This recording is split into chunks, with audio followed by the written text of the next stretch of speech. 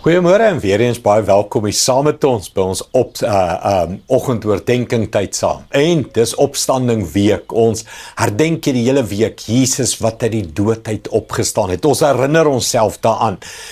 Na opstanding Sondag oor en oor, hy leef en daarom is ek en jy vandag vol lewe, vol energie en hy het gesê ons kan lewe en lewe in oorvloed hê omdat hy leef.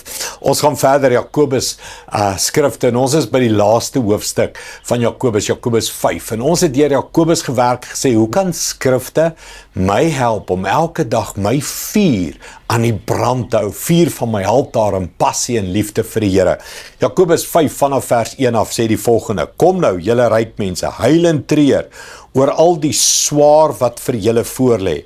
Julle rykdom sal definitief vergaan en julle klere deur motte gevreet word. Jakobus praat baie hard teen die vertroue op rykdom.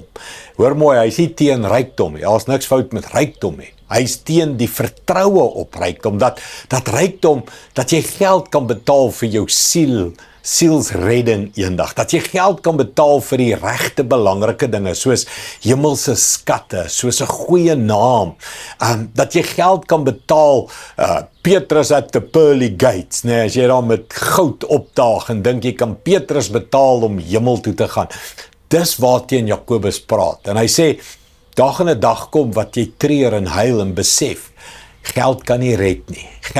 Geld is wonderlik, geld kan baie lewens verander, geld kan wonderlike goed doen. Hy is nie teen geld nie, hy is teen die vertroue op geld, dat geld jou kan 'n beter Christen maak, of dat geld vir jou 'n pad kan oopkoop in die hemelse dinge, kan op aarde vir jou pad oopkoop, kan op aarde vir jou baie dinge, en ons gaan sien hoe Jakobus daar praat, maar hy sê, moenie 'n valse vertroue op geld hê nie.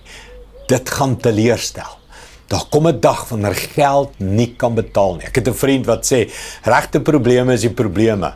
Wat al het jy al die geld in die wêreld en jy kan nie daai probleem oplos nie. Dis 'n regte probleem. En dis dit waarvan Jakobus praat. Regte probleme. Probleme tussen jou en God. Probleme tussen jou en verhoudings, probleme tussen jou en mense. Geld kan baie van daai goed nie gesond kry nie. Probleme met die liggaam, dat al het jy die beste dokters, kan dit nie gesond kry nie. Wat dan? Dis dan wanneer jy God moet ken. So, maak seker, terwyl jy werk en terwyl jy geld bymekaar maak en spaar en doen wat jy moet doen, daar's sekere goed wat jy nie op geld moet vertrou nie, maar net op die Here. Kom ons bid dit saam.